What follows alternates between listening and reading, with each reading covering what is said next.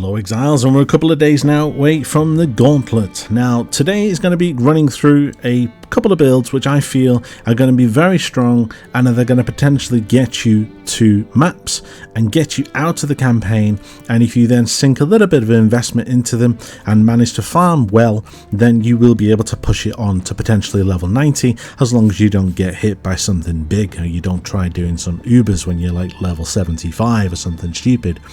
So the build guides that I'm going to be providing you with today, I will be providing you with the build links. They are all in the description, but I'm just going to give you a very quick rundown of the 3 builds that I'm going to be going through now. Again, if you do enjoy this and you are enjoying my videos, guys, throw us a subscribe. And a final thing, I am going to be streaming on Thursday when the Gauntlet goes live. So if you do want to come and join me and see if I die, hopefully I don't. But if you want to come and join me, then come along and you can come and see me. I will be on Twitch. The Twitch link is in the description as well. So throw us a follow and you will get a notification when I am online. With that being said, guys, let's jump into these builds. Now, the first build that I'm going to be providing you is for a Power Siphon Mines Trickster. Now, as we all know, Trickster is a very tanky class and you can do relatively well.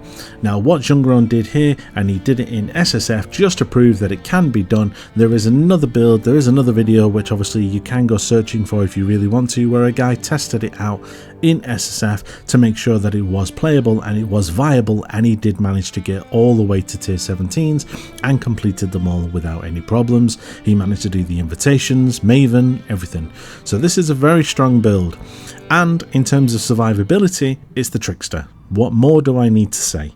You can be very tanky in there, you have energy shield, and if you really wanted to, and I'm not going to recommend that you do this, but when you get to Act 6 and Act 7, they are going to be doing damage with CI.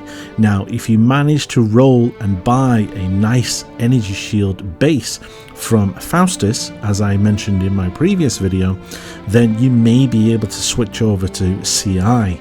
Depending on your ascendancy, you can pick up the ones that give you increased energy shield, and maybe just for the time being just pick up the small nodes that don't give you the big ascendancy and just go for the energy shield and try and stack it so that you are then completely chaos immune. That may make it a little bit tankier for you, and you may be able to survive a little bit longer through the acts and the campaign, and you can always then respec when you get to maps. So that is the first build. The build description and the build link for it is in the description below. Go check it out. Now, the second build guide that I'm going to provide you, and I hate to do this, but just because I know that it is a very, very tanky, comfortable build to do, is going to be Righteous Fire. Now, I'm going to say Juggernaut. Now, the reason why is because of how tanky you can be, and you can stack endurance charges to try and mitigate a lot of damage, physical damage and elemental damage. And then if you then take the ascendancy, which then increases that based on how many endurance charges you have, you can basically just stack and pick up as many endurance charges as you can and just try and get very, very tanky, whilst also running RF. RF is a very tanky character anyway. Now, the build guide, as you can imagine, I'm going to be providing is Fox's build guide. In the background here, he has provided you with a video guide, a written guide, a walkthrough for the axe, so you know exactly what you need to do all the way through the axe, and then there is a few miscellaneous things here. Now, if you do want to obviously check these out, I will put the link to Fox's website in the description below, and you can go and check it out. And the final build guide I'm going to be providing you with is going to be a mixture, so just bear with me on this, because I'm not going to give you just one build for the final one. You can run multiple, okay? So what I'm thinking is a minion build. Now, because of the fact that minions can pretty much do any type of content in the game, and bearing in mind that we are going to have to keep our distance from some of these monsters in the axe, the only thing that I can think that is going to be helpful is a bit of a meat shield. And you see where I'm going with this, is we get minions and get them to try and protect you so that no damage is inflicted upon you. Also, at the same time, if you go Necromancer, you can always pick up the leech effect, so that even if something does hit you, as long as your minions are attacking something, you will get 1% of that damage returned back as life.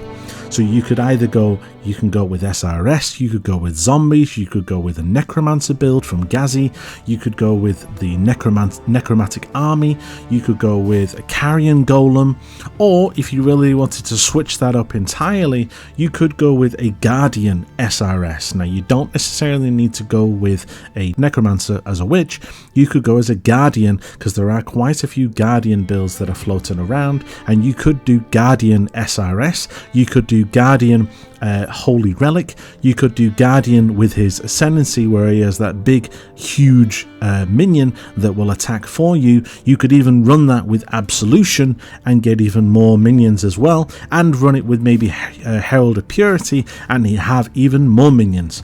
So these are all viable options. It's entirely up to you which one you want to do. I'm not going to say do this one because this one is the best. I'm just throwing out there a bunch of options. You decide which one you want to play, but I feel that minions are going to be a comfortable pick and a comfortable play running through the axe. If you disagree and you have a better build, or you think something would be more suited to what we're going to be encountering, then by all means throw it in the comments and I potentially may add it into the description. So if there's any good builds that you feel are worthwhile and you are basically you're kind of volunteering for me to check these builds, then by all means throw them in the comments. I will check them, and if I'm happy with what I see and I feel that it is a respectable build and it is good and strong and damage and a bit tanky, then I will put it in the description and I will mention you and say, in the comments have been suggested that this build is also good. So you may get more than 3, you may get 5, you may get 7. We'll just see. Let's just see what the community throws out there. But from my knowledge and from what I feel is going to be very strong, these 3 main core builds, Trickster, Power Siphon, any type of Trickster build as well. I've had a few people in mind that are going to be doing Splitting Steel, but we've been told that with Splitting Steel you do sometimes need Nimis to get it off the ground to start doing decent damage, and with the fact that how rare Nimis is, and it is kind of gated behind an uber boss, and because the uber bosses in Gauntlet are going to be extremely hard, I don't really want to recommend a build to you that is basically gated behind that, because that will make it very difficult to create.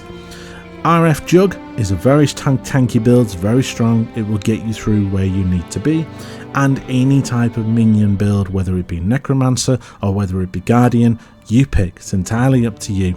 I personally, I'm going to be going with a Guardian build, and I'm going to maybe go with the new Ascendancy. I've not played Guardian for a couple seasons. I'm going to try him out. I'm going to try the new Ascendancy out with a big ass minion, and I'm potentially maybe going SRS early doors and then maybe switch into Absolution later on. We'll see how we do, and then SRS as well. So we'll do a bit of mixture of both, but that's my plans. Other than that, guys, what are your build ideas? What are you going to be playing as? What are you starting as? I've had a few crazy people that are starting as Flicker Strike. Good luck to them. They are going to have a very tough time. And I've had a few people that have said that they're going to be going as a some sort of Ignite build. Maybe a few that are going to be going some Bleed builds. But there's a very mixed pool, and I feel that the meta is very split this league. It's very fair. There's not one build, other than maybe Lightning Strike, there is not one build that has excelled more than any other, that is basically dominating the field. Like maybe if you went back a couple seasons, Tornado Shot was number 1, Lightning Arrow was number 2, and it was like that for multiple seasons. However, now look where the Ranger is. It's like 3rd or 4th. It's not even in the top 3. So that is showing that the meta has changed this league, which is a good thing. That's good for the game. It's healthy. It's a healthy thing to try new builds. And the Gauntlet, I always feel, makes people dip into builds that they wouldn't necessarily play to try and get through something that is a hell of a lot harder than just a regular 10 axe. So I will put all the links down in the description. Apart from the Minion one, you can go away and do your own research, but what I will do is I will list the different types of build names, so you can go looking for them if you want on YouTube and go and find one that you like, because I don't want to be recommending something and then you be like, no, that's crap. Okay? Other than that, guys, thank you for watching. Good luck in the Gauntlet. Come see me on Thursday when I'm streaming. Wish me luck. Hope I don't die. and thank you for watching, and stay sane.